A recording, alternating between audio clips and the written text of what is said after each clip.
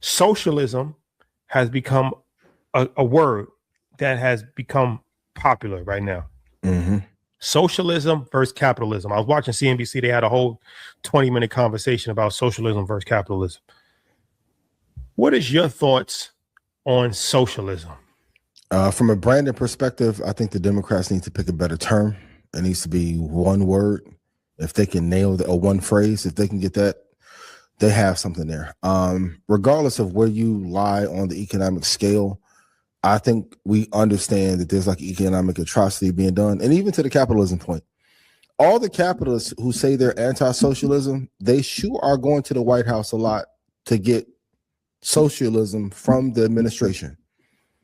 Sam Altman wants to offer 5% for American citizens to be able to invest in the data centers. That's a socialist movement for the elite. The bailouts were a socialist movement for the companies that were too big to fail, that were on the brink of failing. Stimulus checks. Stimulus checks is another one. The forced partnership in technology marriages, that's a form of socialism, because some of these companies should have died or went awry or valuation should have been erased. So I think it's selective when the elite have an issue with socialism, and some of the, like, public education is a socialist agenda. You can argue whether it's good or bad, and Rockefeller bought it. That's another conversation. But I think when that capitalism conversation is pushed, it's selective in when they want the socialism to be there and not to be. And entitlement programs. For sure. And that's the thing. So you remember the analogy that I just gave you guys about giving children two choices, but you're really in control and you making them think that they're making an educated decision and you're pinning one against another, but so they're really prime example.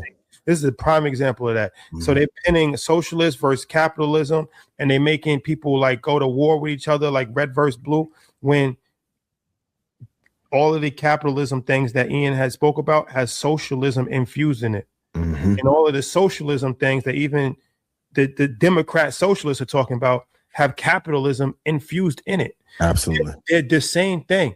There's no, if we are capitalist, none of these things that Ian just mentioned should have ever happened. No. And if we are socialist, none of these things that's happening under Democrat socialist rule could ever really happen. So once again, people just get riled up by political terms that mean actually nothing, because ultimately it's the same thing.